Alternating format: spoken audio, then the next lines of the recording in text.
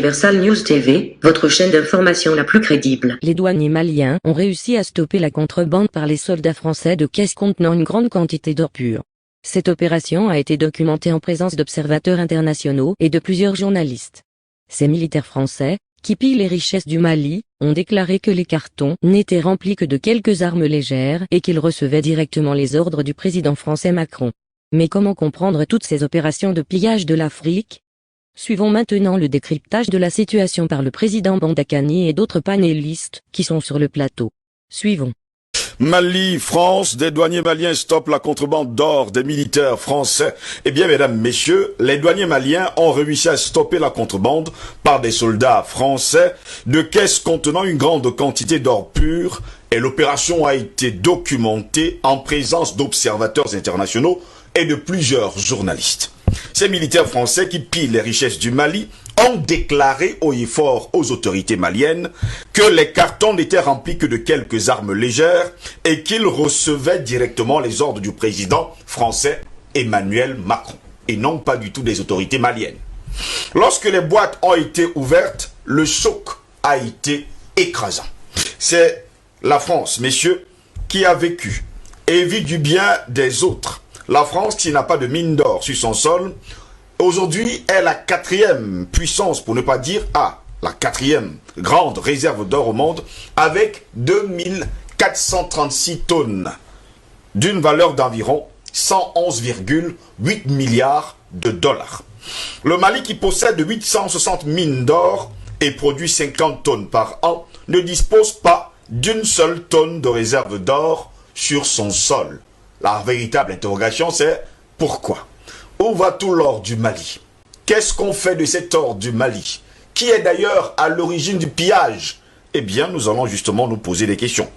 Eh bien, il ne faut pas également oublier quelque chose d'important. La France est au Mali pour lutter contre le terrorisme. Ça, c'est la raison officielle. Allez justement savoir si le terrorisme on pourrait dire, c'est même déjà, comme Albert Anatole ici aime souvent dire, y a-t-il déjà eu même un bémol du terrorisme du côté du Mali, car tous les jours, on compte des morts. Messieurs, voilà ce qui se passe du côté du Mali ce week-end et ce qui s'est passé du côté du Mali.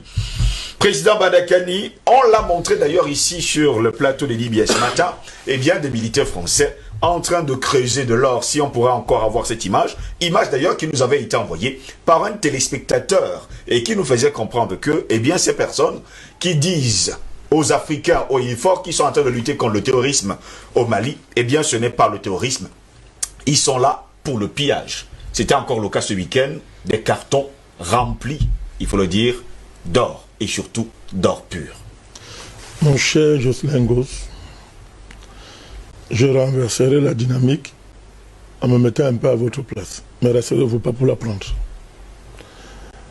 Si un voleur qui vole ce qui vous appartient, et vous savez que celui qui vole ce qui vous appartient, et en plein jour, vous méprise du haut du vol dont vous êtes victime de sa part.